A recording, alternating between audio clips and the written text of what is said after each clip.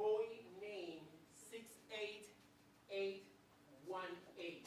He will explain to you why he was known with this number instead of a proper name.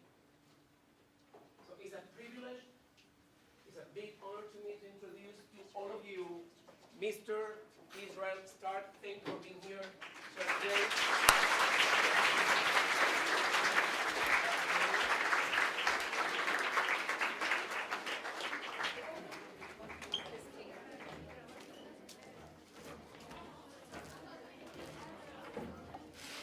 So please welcome one more time Mr. Starck.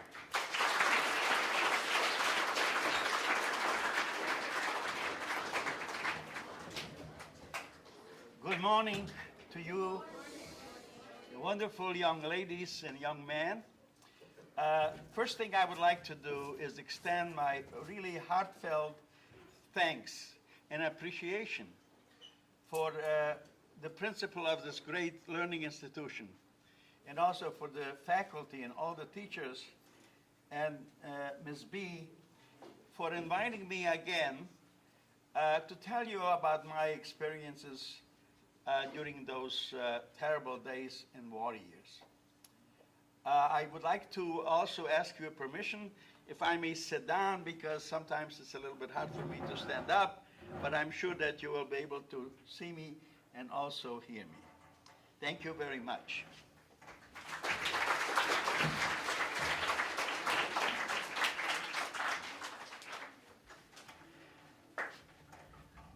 What I am going to tell you, and the reason I'm here to speak to you again, maybe some of you may even remember me from approximately, I believe, maybe 3.5, 4 years ago, that I have spoken to many of you young men and young ladies of this wonderful learning institution. Why do I do this? Why am I going to many different schools, colleges, learning institutions, and also adult groups to speak about my experiences during those terrible war years? What I'm going to tell you is not something that happened in history hundreds of years ago. I'm sure that one of your subjects is history, whether it's American history or European history. History is a very, very important lesson, because sometimes we say that many times we learn from history. But what I'm going to tell you only took place approximately about 71 years ago, which was still in my lifetime. I have experienced this with my own eyes. Whatever I'm going to tell you, I have witnessed this myself.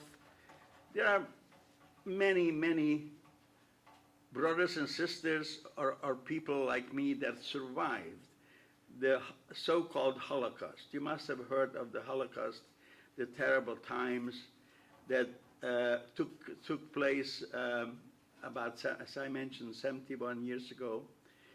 And each person that survived, whether it was a him or a her, a man or a woman, whatever they can tell you is something that they have witnessed, something they have experienced themselves, and not something that they've heard from somebody else.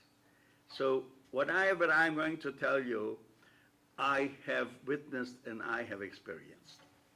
First of all, again, as it was mentioned already to you before, my name is Israel Starck. I have lived in Chicago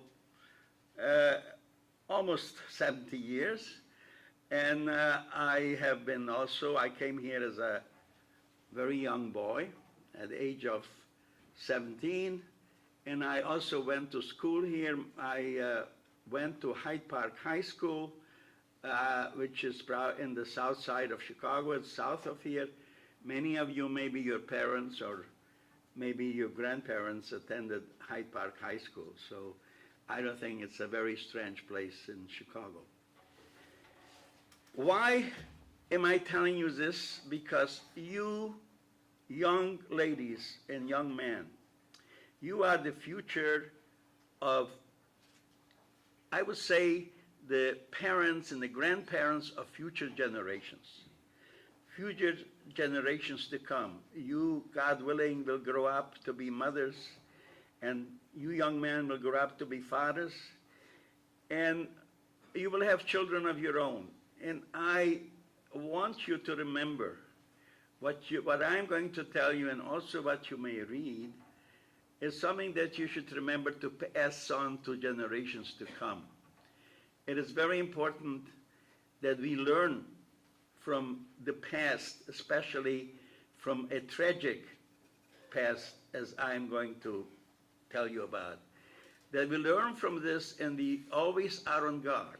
We should always be on guard, and you should tell your children about it, and we should not forget, because history has a tendency to repeat itself, and there's tremendous cruelty going on in this world between human beings, between one another, and we are trying to do something about it. We are trying to, and we hope that this is not something that is possible for it to repeat again and happening again.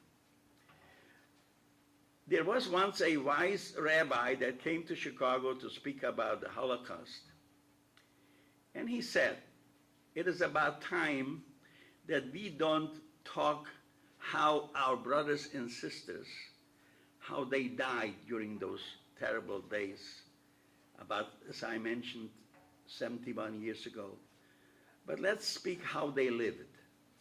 And not how they lived in some of the European cities in Poland or Czechoslovakia or Hungary, but how did they live during those terrible, terrible war years, and how did they manage to survive?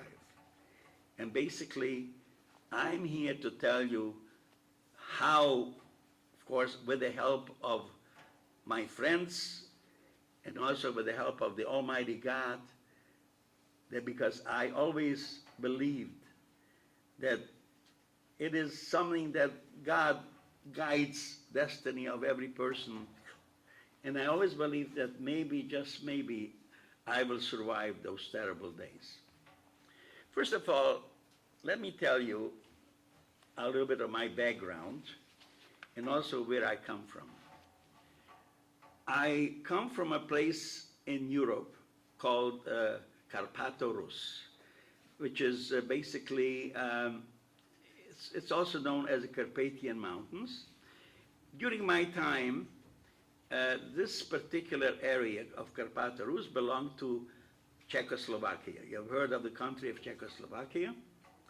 And before that, World War I, that was before I was born, this particular area, this particular land belonged to Hungarian Empire, or I should say the Austro-Hungarian Empire. And eventually, as the Germans occupied Czechoslovakia, our area was given back to the Hungarian government, and with a condition. The condition was, if you will toe our line, if you will do whatever we are telling you to do, then we will not physically occupy you. By physical occupation means where the Germans during World War II actually marched in and occupied the land. That happened to, of course, to Poland. It happened to Russia, most of Europe, France, Belgium, and all these, and also most of the Scandinavian countries.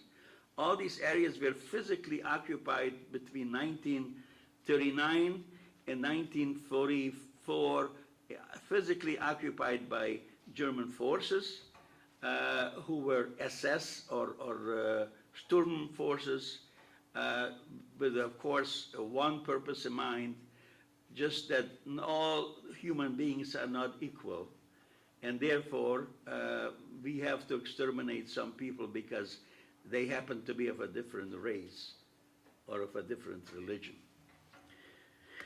So this area I grew up in, I went to Czech schools while I was a little boy. And then, of course, again, we were occupied, as I mentioned before, we were occupied by the Hungarian government.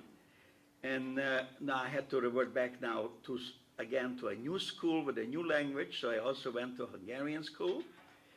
And as time went on, because we were occupied by the Hungarians around 1940, end of 1940, and still they were the ones who ruled this particular area, but nevertheless they agreed very much to carry out the wishes of the German forces, and they started tightening the noose, I should say, on us by denying certain rights, taking away certain licenses, and of course professional people were not able to practice their profession, whether it was being a doctor or a lawyer.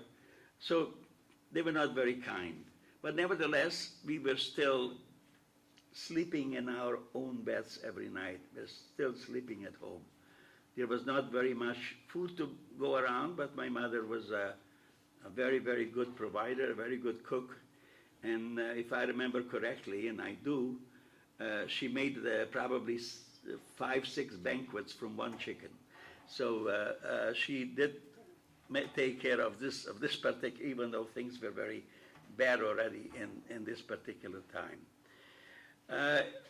Nevertheless, one morning, towards the end of 1944, finally the Germans decided that they cannot trust the Hungarian government anymore, even though they were in their camp and they were good boys, and so to speak, and they carried out whatever they wanted them to do. Nevertheless, they decided that now we have to occupy Hungary also.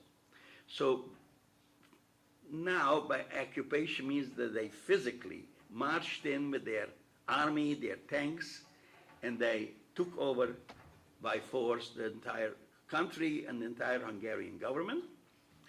And of course, right now, they felt that since they're already the occupiers, they will also have to take care of other people who were not to their liking, people who were of different race and a different religion, so to speak. So one morning, it was the morning after our holiday of Passover, there was a knock in the door, and it must have been around 6 o'clock in the morning, and my parents opened up the door, and there were 2 Hungarian gendarmes. There were gendarmes, I mean 2 Hungarian policemen, and 1 German officer were standing at the door.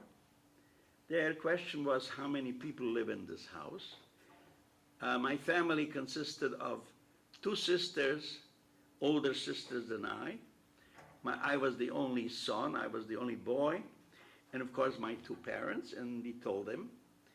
And they gave the following announcement, they gave the following command. They told my mother, we give you 1 hour to pack and take whatever you can carry with you, and you have to leave your home, and you have to report in the backyard of the local synagogue, which was about, fortunately, not too far from us. It was about maybe 4 or 5 houses from where we lived, and you have to report over there. My friends, if somebody would give you a command or tell you you must pack and leave your home and take whatever you can carry with you, what would you take with you? What would you immediately start packing? Well, I mentioned to you before that it was after the holiday of Passover, and we do not eat any bread or any bread products during that holiday. So we still didn't have any bread in our house, and very little food to begin with. And we also didn't have some fancy suitcases. So my mother took a bed sheet, a nice sized bed sheet, and she started throwing in some articles of clothing, different articles. Because again, as I mentioned to you, one cannot imagine in a moment like this, what are you going to pack if you only have 1 hour, and to take only what you can carry with you. So she put in articles of clothing, and sure enough, when this command was given, my two other sisters made a beeline out through the back of our home, which was, we lived near a wooded area with a lot of shrubberies and trees, and my sisters decided they're going to run away. They're not going to listen to this command, and they are going to run away. So they ran out through the back window, and one of my younger sisters came back to the house while my mother was packing her bundle, and she took some of my a few precious things like silver candlesticks and some of my mother's jewelry, and she buried it in the ground under the window where she went out, thinking that if we are ever for some reason be able to return home, she will be able to maybe find it. She did not tell anybody about this. I did not know about this. Nevertheless, we did whatever they told us, and of course we reported in the backyard of that synagogue. My mother was very, very worried because she did not see my two sisters. But after about an hour, they kept on counting us, and they realized that there are some members missing here, some individuals missing here. Suddenly, from a distance, I noticed that my two sisters are approaching, and they joined us. And finally, they said, "Mother, we have no place to hide. We have no place to be. Nobody is helping us. And whatever is going to happen to you is going to happen to us." Sure enough, after about 3 or 4 hours, they marched us into a place which was a brickyard, which was a factory, a brick factory, where they used to fire and manufacture bricks. And they told us, "This is your temporary quarters here." So, of course, it was not a very fancy place. There were a lot of cinders and ashes there from the kilns that they used to fire those bricks. So we made our home over there. And it was our temporary home. And right now, we didn't know how long we are going to be here and what is going to happen with us the next day or the next hour. I don't remember whether we were there for about 5 days or a week, but after that, the reason they made this the temporary ghetto, it's called, the temporary place where they took us, because it had a railroad siding. It had freight cars were able to come in right into this brick factory. So consequently, when they would have to send us off, they don't have to march us to a different place. It would be very convenient. All we have to do is line us up and tell us to get into these freight cars, which they did. As I mentioned to you, I don't know whether it was after 5 days or a week. And, you know, usually these freight cars would hold about maybe 40 or 50 people with each one with a little bundle. But they put in about 80 or 90 people crammed in like the fish in a sardine can. And they told us that, "Don't worry about it. We are going to take you to a farm, a Hungarian farm, where you are going to do some farm work. And your families will be united. We will all be together." So we all went into these, filled up those freight cars, and they shut the doors. And the biggest problem was that they did not give us any water. Of course, we didn't get any food. That wasn't so bad. We could survive on that trip because we didn't know how long the trip will take. But they didn't give us any water. That was really the worst part of it. And as the train started moving, some of the older generation, some of our friends came to me and pointed at me and says, my name was Srulik, and says, "Little boy, there is a little opening in those freight cars. There's like a little side window, a rectangular opening. We will lift you up, and we want you to put your head out through that opening. And as the train proceeds, usually we felt that when past a railroad station or a bigger station on the way wherever it was going, it slowed down. So they said, Srulik, we want you to look out that opening and let us know, read off the name of this particular station that the train is passing by." I did this, and did this again, and when we felt the train was slowing down again, I did it again. Pretty soon, when I announced the names of these different railroad stations that the train is passing by, I could see the sort of the disappointment and the terrible worries on my parents and also on the other people, because we realized, my friends, that we are not going to some Hungarian farm for do some labor, but they're taking us to Auschwitz, taking us to Poland and Auschwitz. You probably heard of this terrible place, which was designed only for one purpose, and this to exterminate as many people or kill as many people as they could. Sure enough, the train slowed down again. Now we all felt at this time, the adult people felt at this time, the train is slowing down much slower than usual. And now again, they lifted me up and I looked out the window and they asked me, what do you see now? And I told them what I see is a big railroad siding, a platform with a lot of bundles of clothing and shoes and all kinds of different things right near the railroad tracks. And sure enough, the train came up, halt, and we realized, oh, this must be our final destination. And then about 2-3 minutes later, the doors clanged open and we welcomed the fresh air suddenly hitting us, and we livened up again. And the command given this time was aussteigen. That means disembark. In other words, everybody who was in the freight car has to leave as soon as possible. Everybody started to get off. My sisters got off. But my mother pointed to me and says, my Srulek, she said, why don't you wait? Don't get off yet. Don't wait. So I waited, and my father also was waiting. And my friends, pretty soon I looked around, and we were 3 people standing in the empty freight car. That was my mother, and it was my father and myself.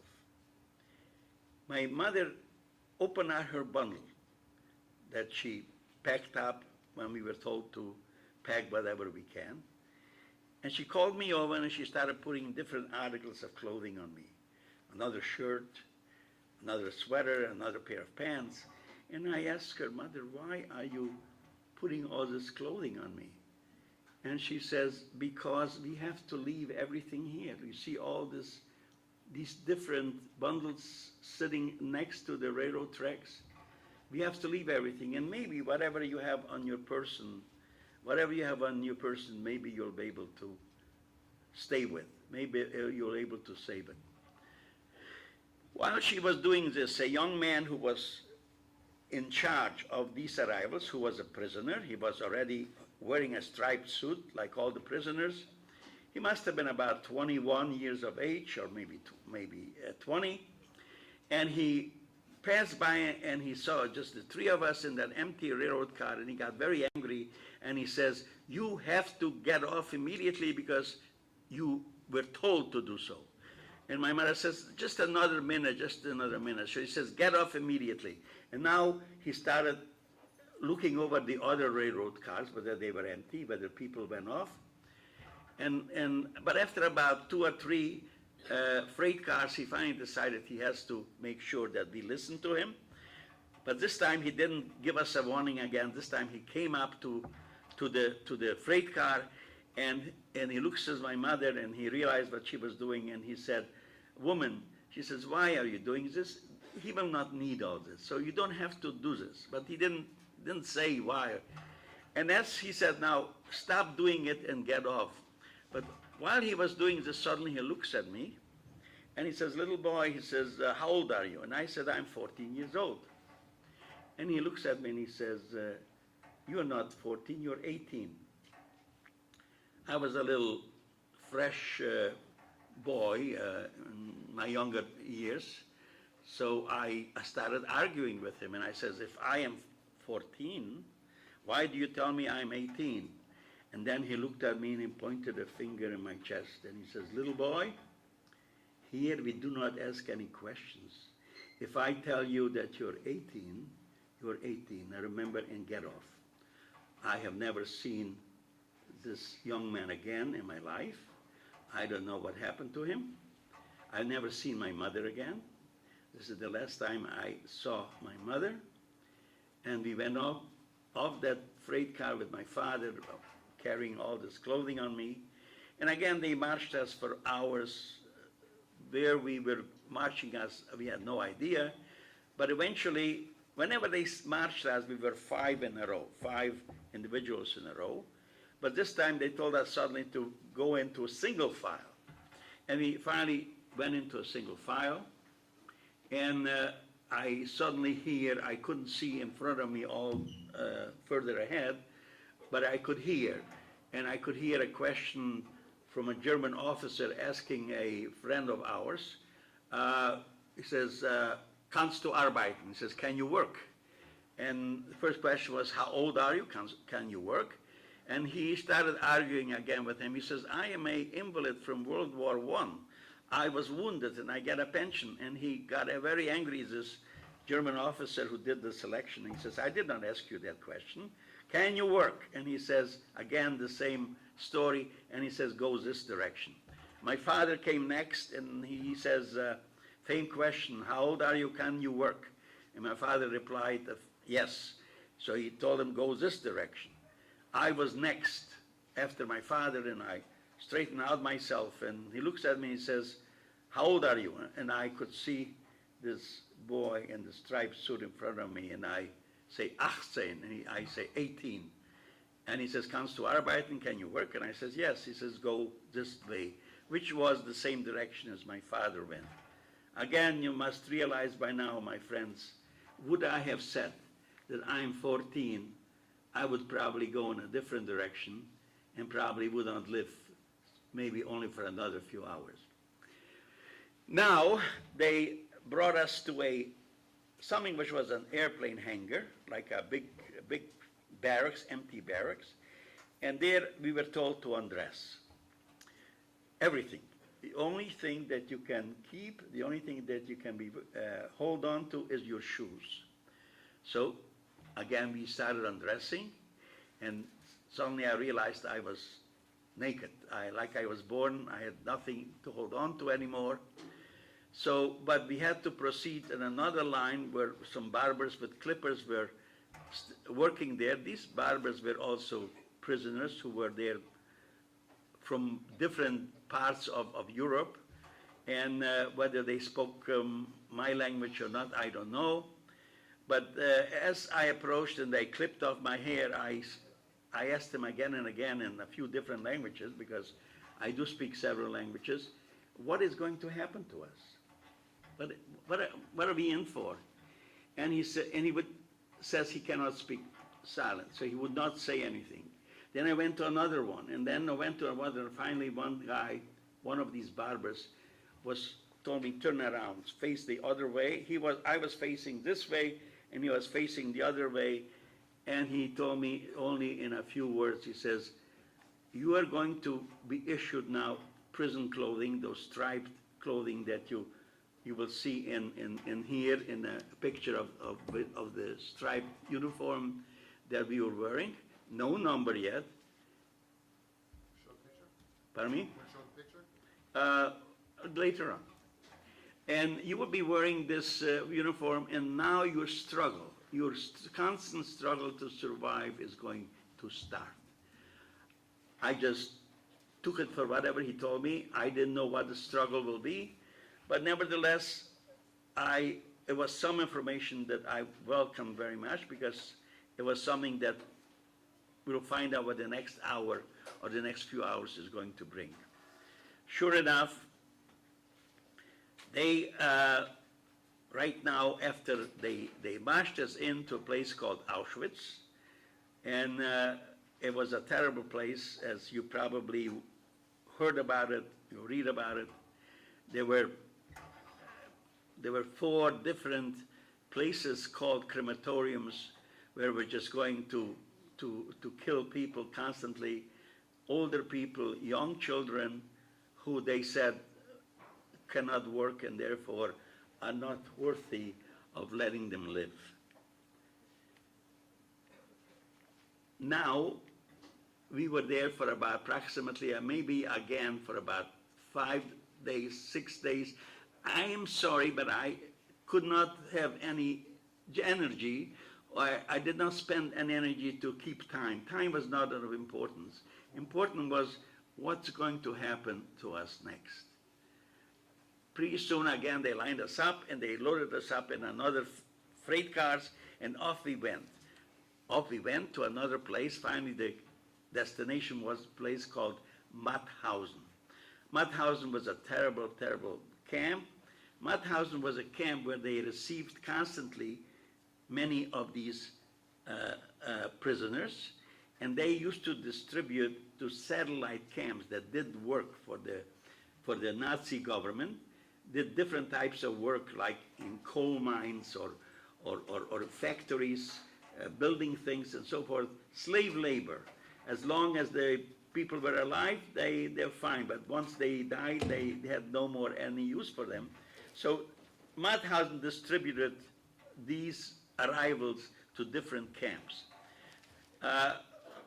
We were in Mauthausen again, I don't know, but there, one day we lined us up, and I see that somebody sitting at a desk and having pieces of cloth and writing out numbers on this cloth. And finally, he hands me a piece of cloth, which you will see here. Piece of cloth had a red triangle and the number of 68,818 with ink pencil on it. And he told me, you must take this, little boy, you must take this number and sew it on your uniform. And right now, your name is not going to be anymore Israel, Strulek, or Starck. Your name is going to be 68,818. And this is the title of this book that I wrote, which I'm going to mention something a little later to you about it. And right now, I will be known only as 6818. And I can tell you, my friends, if any time during being in prison, whether it was in this camp or any other camp, if anybody, any prisoner heard somebody calling out his number, it was not a very good sign. Because if somebody called out his or her numbers, that means they are subject for punishment of some sin that they may have committed. There was once where they called me out after work, and I got 25 lashes because of some buddy reported that I was goofing up at work. That's all in this book, as you will borrow it from the library and read about it. I must tell you that after that, I got the number, and again they loaded us up, they lined us up, but this time they lined us up about every day 4 or 5 times, just to count us. Counting, there was constant. But this time they lined us up, and I could see in front of me maybe, I don't know, hundreds of prisoners, and same thing in the back, but usually I was next to my father. I was trying to line up next to him. But this time, for some reason or other, I ran to line up, because if you were not lining up in a hurry, they may hit you over the head or even kill you because of that thing, terrible thing that you committed, that you did not line up in a hurry. But this time, I noticed my father was about 5 rows ahead of me. I was here, and he was 5 rows ahead, and also in number 5 in each row. This time a German officer came along, and he started counting, I don't know, way up front, and finally, in about 4 or 5 lines in front of me, he put a hand in between and says, march off. My father happened to be in that particular group. I have never seen him again. Now, this particular group was transported to one satellite camp. The group where I was in was transported to another satellite camp, which was the 3rd camp, called Melk, M-E-L-K. Melk was in Austria. It was not far from the city of Vienna, which is also in Austria. Now we arrived to Melk, and I felt this is now the place where we are going to spend some time. And as I heard from the barber telling me before, now your struggle for survival is going to start, I felt this is the place where my struggle for survive is going to start. I don't have the time, my friends, to tell you all my experiences of this particular camp, but I'm going to tell you a few which are highlights, which are very important. You must realize that we did not have any paper, we did not have any pencils, we did not have any watches, we did not have any calendars, we had nothing except our striped uniform, which was empty, even though we had pockets, but nothing to put in it. Now, in this camp, in Milk, right now, since we arrived, again, we knew that this is going to be, I was assigned and given a job. My job was called Spitzenträger, the carrier of the pointers. Why was I the carrier of the pointers? Let me tell you quickly that the work in this particular camp was that the prisoners, we were working in a mountain, drilling into the mountain tunnels. We were making tunnels further and further into the mountain. There was a conveyor belt which was constantly moving out from the mountain and carrying all the debris that people, the prisoners were drilling into the wall of the mountain, and all the sand and gravel was carried out by the conveyor belt. And as we proceeded going in further and further, they always extended that conveyor belt to reach the end of the tunnel. Now, why were we building these tunnels? Because, my friends, it was 1944. 1944, basically, the Germans knew that the war was already lost, but nevertheless, they went on with their agenda or with their program to the last minute. So consequently, we had to build these tunnels. Eventually, they planned to put factories producing war material like ball bearings or other material in these particular tunnels. Why? Because of all the bombing that took place. Every day they bombed different cities. The Americans and the English, their planes went every day to bomb different cities and factories, so they should not be able to produce war material. So consequently here, it was a mountain. Any plane, if you were in a plane and you look down, all you could see is a wilderness and a mountain, and you didn't know what went on inside the mountain, so to speak. So, but when people were drilling into the mountain, they were drilling with air hammers, and each air hammer had steel pointers. These pointers got dull by drilling, keep on drilling into the wall, and eventually I had to take the dull pointers, take them out from the tunnel to have them sharpened, and carry the sharp ones back in and distribute it to the prisoners. Now, why would these pointers had to be sharpened outside? Because, my friends, you know, when you have a tunnel or a whole complex of tunnels, if you make a fire inside these tunnels, it will consume the oxygen, and people need to breathe, they need oxygen. So it was a danger not to have a fire going inside the tunnel. So there was a blacksmith outside, and I brought him these pointers, and he sharpened them, and I took them back and distributed them. But you realize the benefit that I had because I had access to fire? We didn't have any matches, I told you. And we didn't have any calendars. We did have one thing, though. I want to mention we had a prisoner among us named Couple.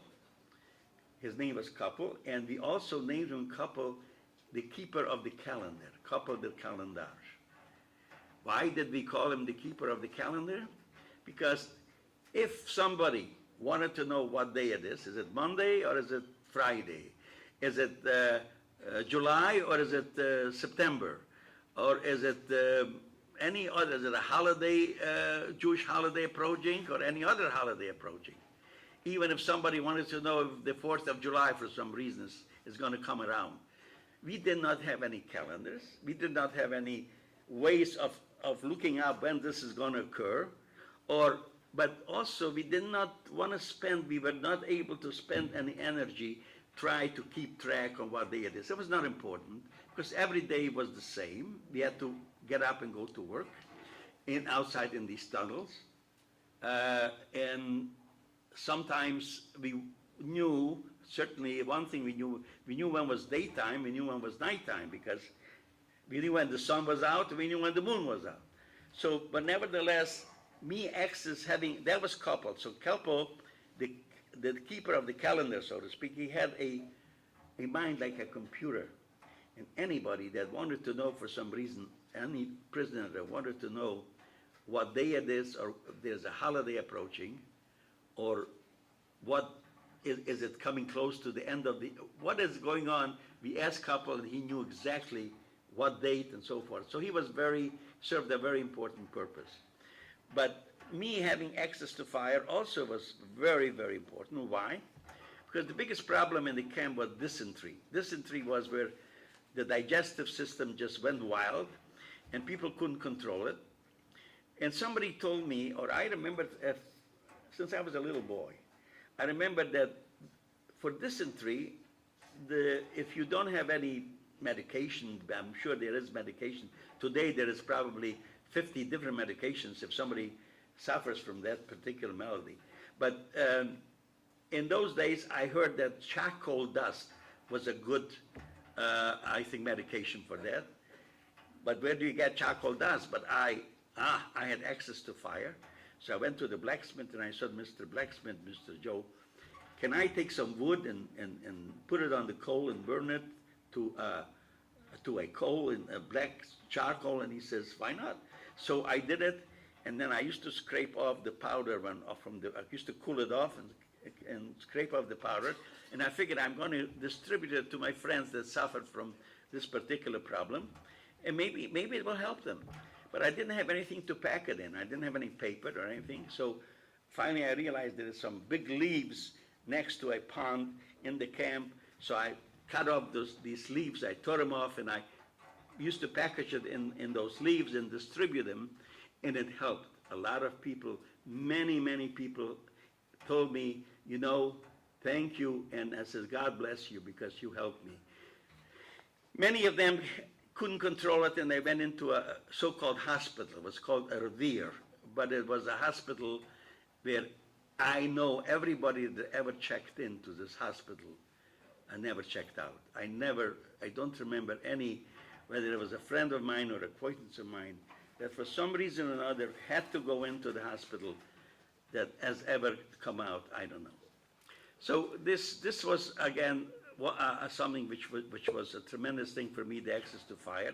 The other thing was, once what happened to me is I was working night shift, as I described in these tunnels, drilling, shoveling the dirt on those conveyor belts, but my job was to carry those pointers.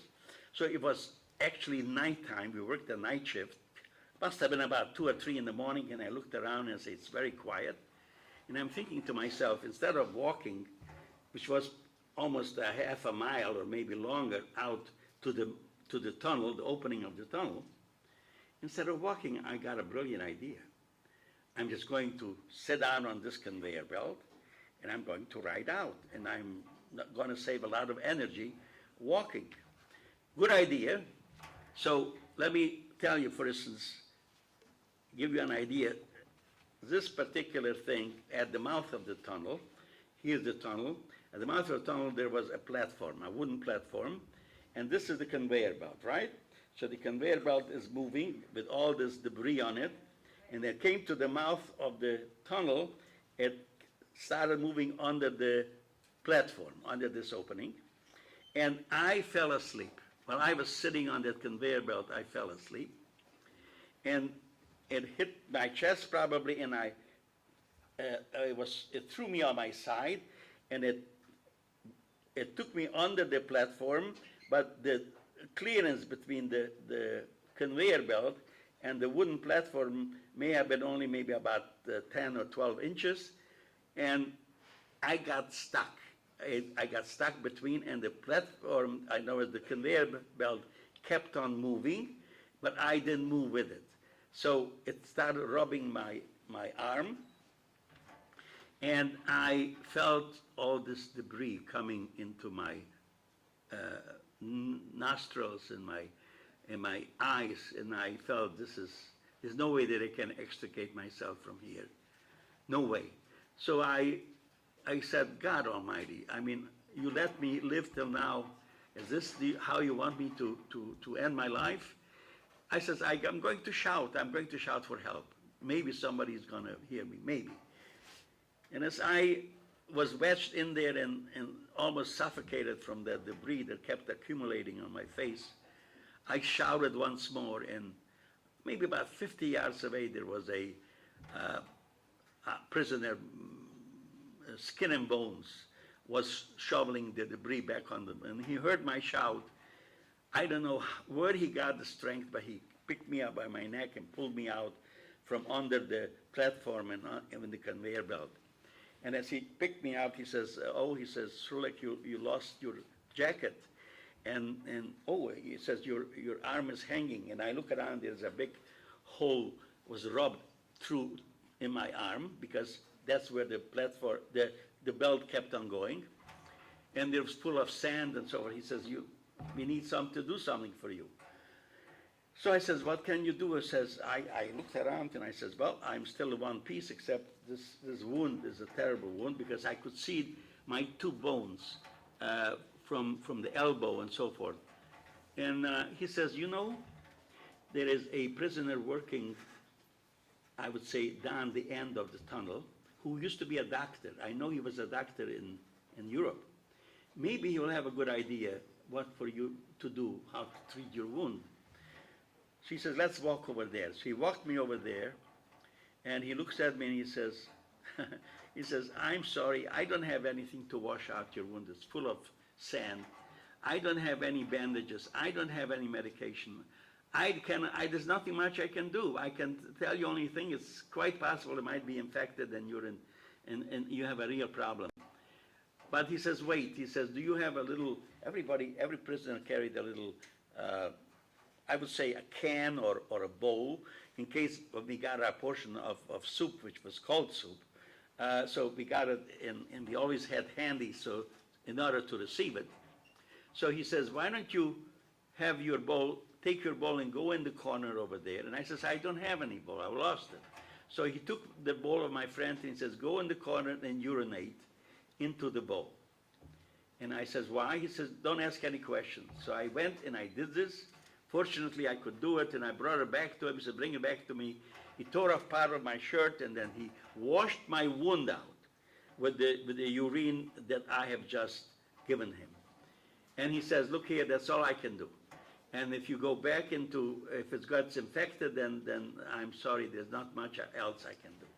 Sure enough, my friends helped me get back to camp and shielded me, because I still had my number, but no sleep. I came into the camp, and we got our little portion of called soup, so to speak, and a portion of bread, and everybody went to sleep because we were working night shift. And I said, I cannot sleep. I was so painful, I cannot sleep, so I will just go outside, and I will lay down outside on the grass.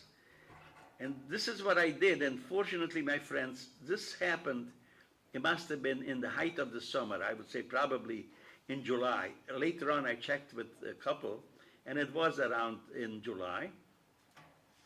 And fortunately, God gave me about 6 or 7 real sunny days. Why? Because the first time I couldn't, the pain was so terrible, I lay down outside on the grass, and when the sun hit my wound, I could feel less pain. Oh, I said, well, maybe this will do something good for me. So every time I came back from work, instead of going to sleep in the barracks or my bunk, I lay down outside of the grass, and sure, the sun came out, and I let the wound to be exposed to the sun. After the 5th or the 6th day, I could see the color of that wound was changing, and it got red again instead of pussy, and it started sort of growing together and drying out, so I was saved by that. So you see, again, if I would have checked into the hospital, probably would be the end of that, because nobody ever checked out. And there were many, many other incidents that happened during this time, which I am not able to go into detail because we don't have all this time. But if you ever go to the library and you borrow my book, and you'll be able to see most of it is in the book. Now, my friends, again, as the Russians were approaching Milk, Vienna, they decided that we cannot be liberated by the forces, so they took us to a fourth camp called Ebensee. Some people, they took us about maybe, I remember 21 or 2,200 prisoners, but by the time we arrived to this particular camp, Ebensee, it was in the height of the winter. It was at the beginning of 1945, and only maybe about, I would say 800 or 850 of us arrived. The rest didn't make it, and they died on the way, whether it was from the elements of the weather or whether they were shot because they couldn't keep up. Anyhow, we arrived to this Ebensee. Ebensee, again, was also a camp, a satellite camp, where people did some work, but we could smell and we could feel that the final days are approaching. Many people came to me, older people, and says, young boy, Srulek, why are you telling us encouraging us to hold out and try to make it? Don't you see what's going on? We will all end up over there. So why are you encouraging us to hold out? And I says, I don't know any more than you.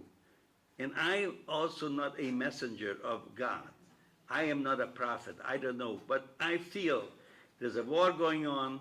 I think the war is not going so well, and it will have to end. And maybe, just maybe, we will survive.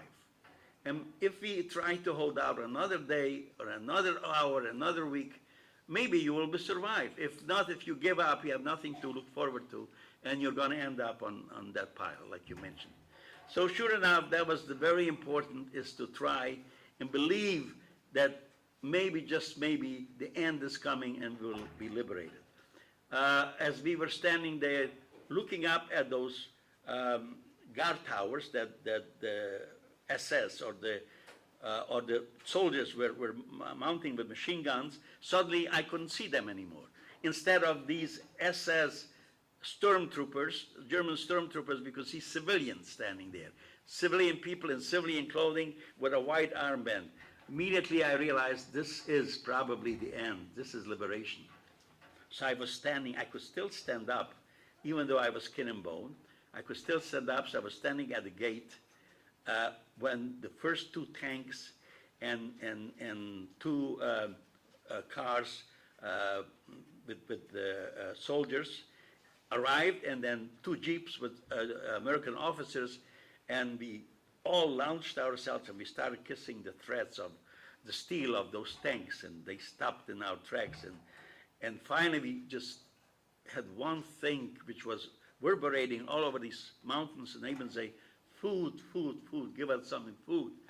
And suddenly I noticed where the turret of one tank opened up, and all kinds of chocolate and crackers and cigarettes was raining down upon us.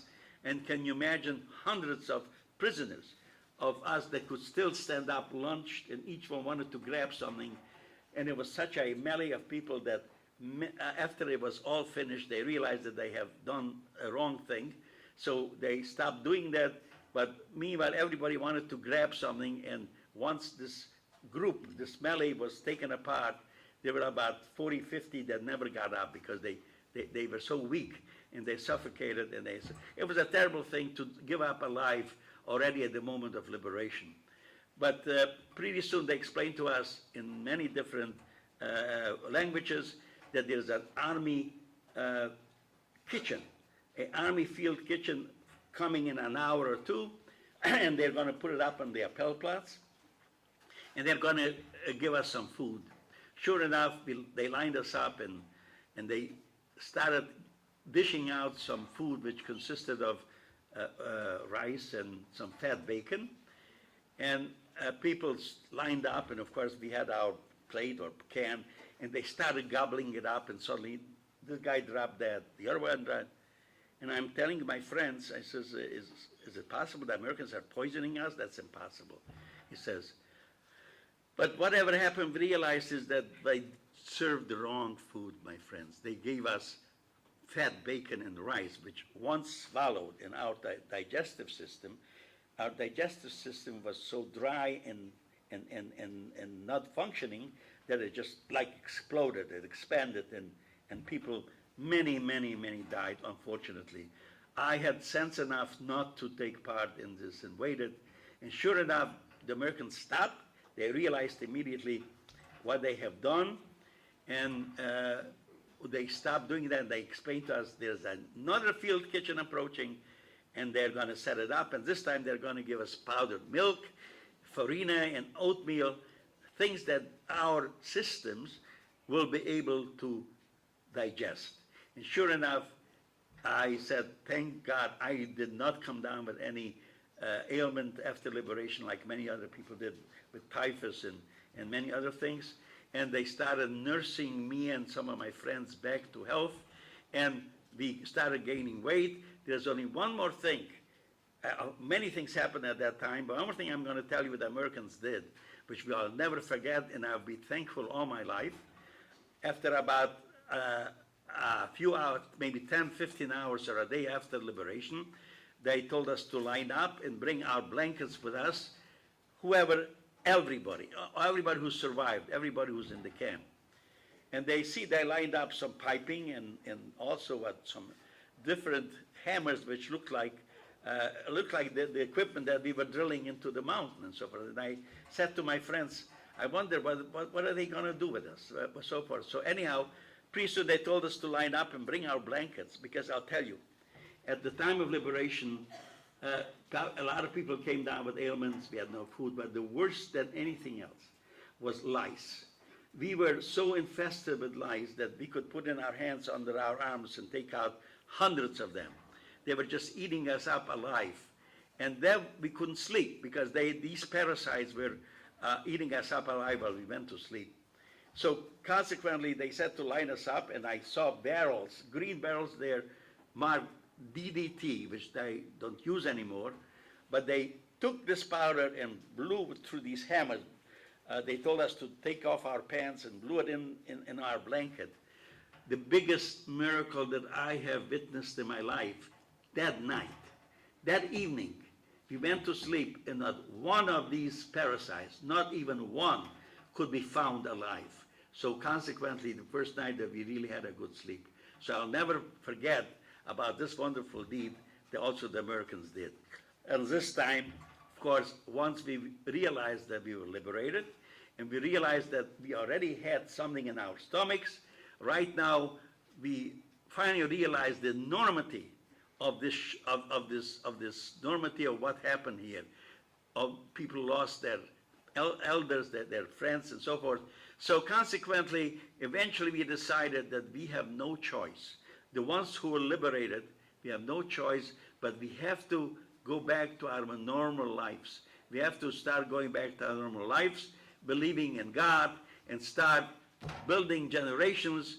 And therefore, God helped me that all these years I still survived, and I'm here, and I was here to tell you all about it so that you should remember and also tell your children and children's children. Thank you very much.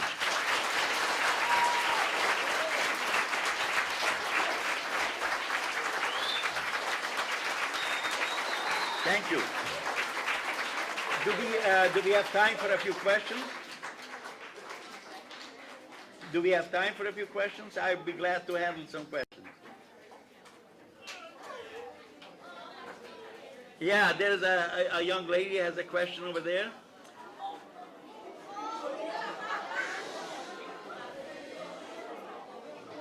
How old are you? How old I am now? Well, what do you think? I was 14 when this happened. It was in 1944. How old do you think I am? Are you taking math? I'm 86 years old. There is a young lady there. What? Oh. Shh. Well, please, I would like to hear the question of this young man. Did you witness any deaths when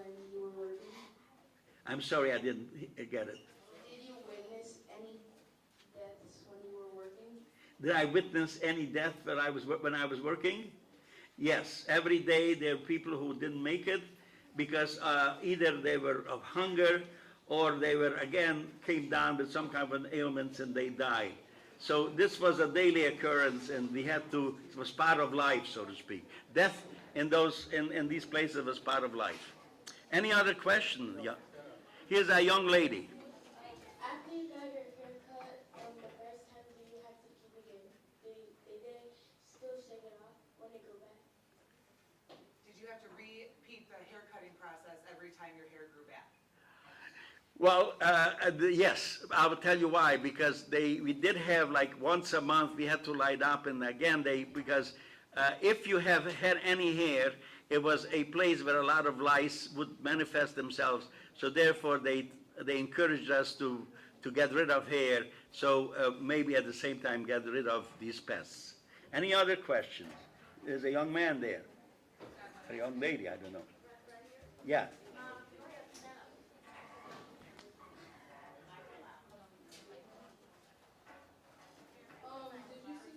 Did you see any of your family members after you got out of camp? I'm sorry, I didn't get it. Did you see any of your family members after you got out of camp? Like your sisters? Oh, yes, yes. Very good question. I was very fortunate that after the war, when I regained my strength, I finally, the Americans told me they were ready to take me back to Czechoslovakia, and from there I would make my way home. And everybody did the same thing, only for one reason: to see who survived, who came back. And fortunately, on the way, while I was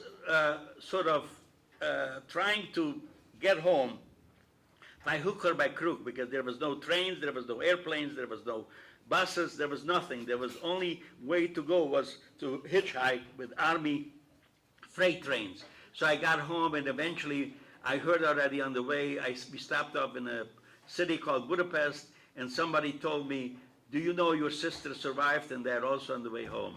So that was tremendous news, and finally I got home before my sisters, but eventually they showed up, and of course I was very, very happy to see that God let them live, and also eventually my other sister dug up the things that she buried, as I told you before, under the window.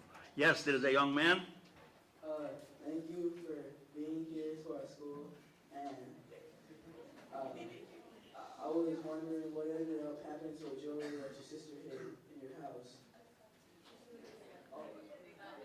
I'm sorry, I didn't quite hear the question. Oh, he wondered what happened with that jewelry at the house. Oh, what happened to the jewelry at the house?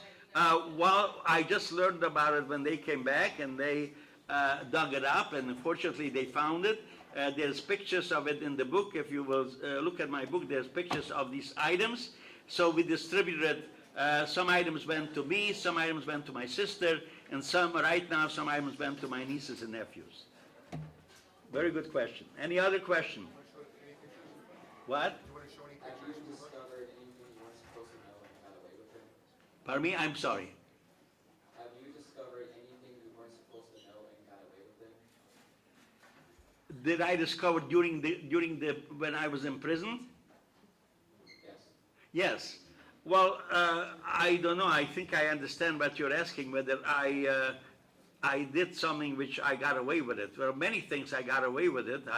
I wasn't supposed to take a ride on that conveyor belt, but I'll tell you one thing happened which I will always remember. It was towards the end in Milk. Our practice was that we walked down in the camp and we saw a German soldier or officer approaching. We had to stop and take off our cap, which was the mitzvah, and stop while he passed by. One day I'm walking down the camp and I see a very high-ranking officer from the Luftwaffe, from the Air Force, is passing by, and he had all types of insignia and medals. I knew he was a very high officer with a beautiful coat, and I stopped in my tracks and I took down my cap, and as he passes by, he says halt, which means stop. And I stopped, and he says, "Dreh dich nicht mal um." He says, "Don't turn around."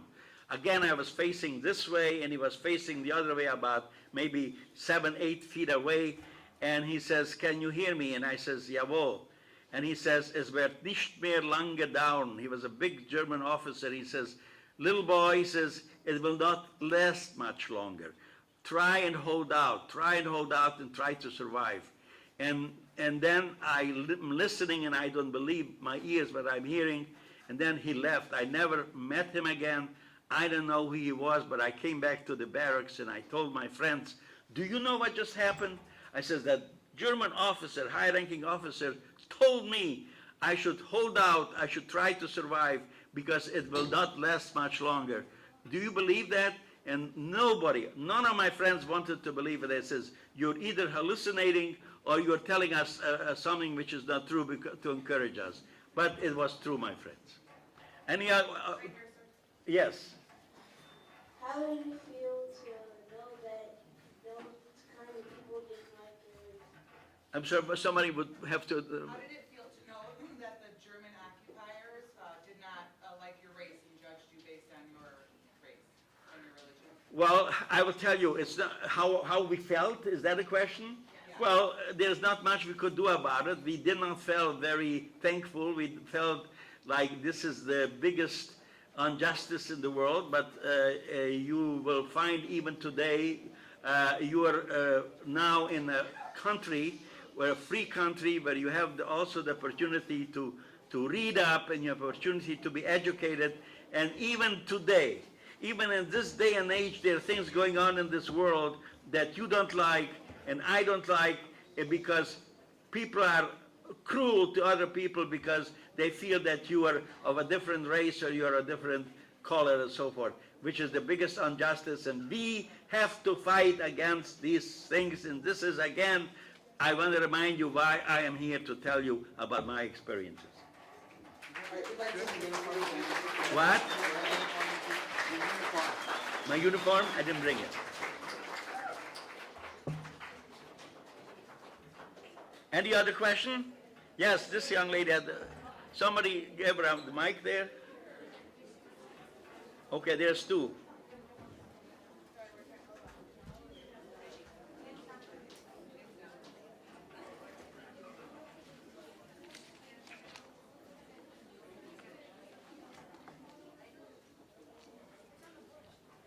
Let's take one last question. Special?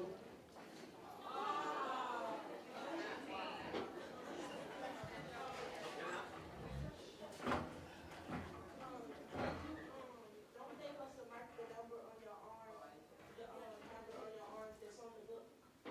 So why was it on a piece of cloth instead of, a lot of us have learned that it Oh was boy, tattooed on the this arm. is the one of the most brilliant questions today.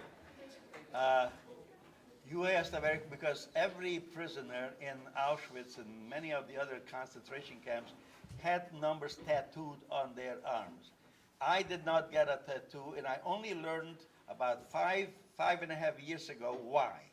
The reason why I was not tattooed is because in 1945, in April, or actually it was already started in January, there were negotiations going on between Eichmann. Eichmann was I would say he was the designer and the manager, and he was in charge of I would say, the extermination of millions of people.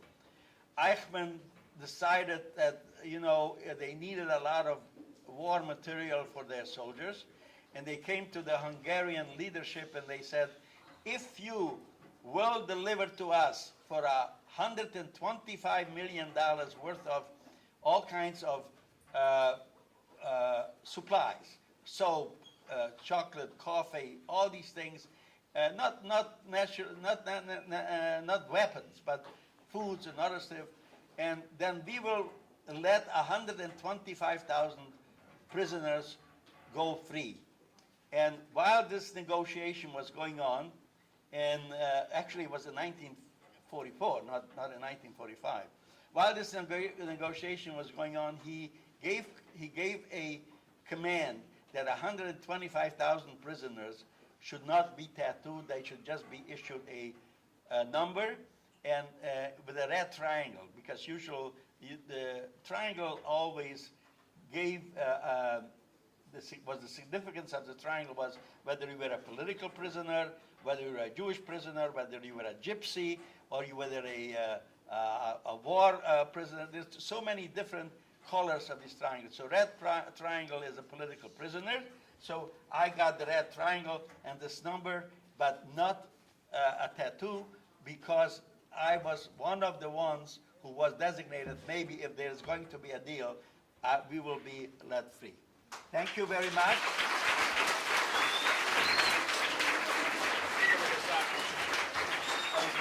Again, I want to compliment you, young ladies and young gentlemen, for your attention, and I really appreciate that. I thankful to you and thankful to all the faculty here that again I was invited to speak to. Thank you very much.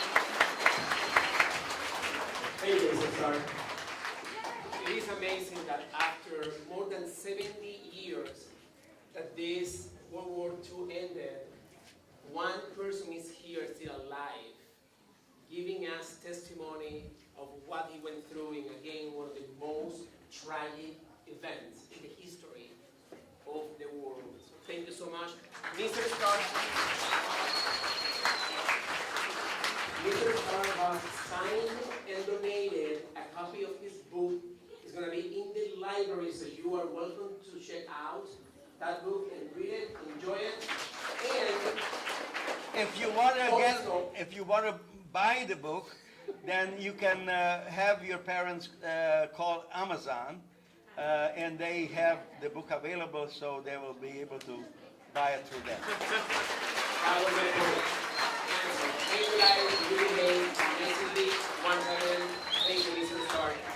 And now guys, it's almost time for lunch, so I'm going to ask 5th graders 210 and 211 to dismiss. Please.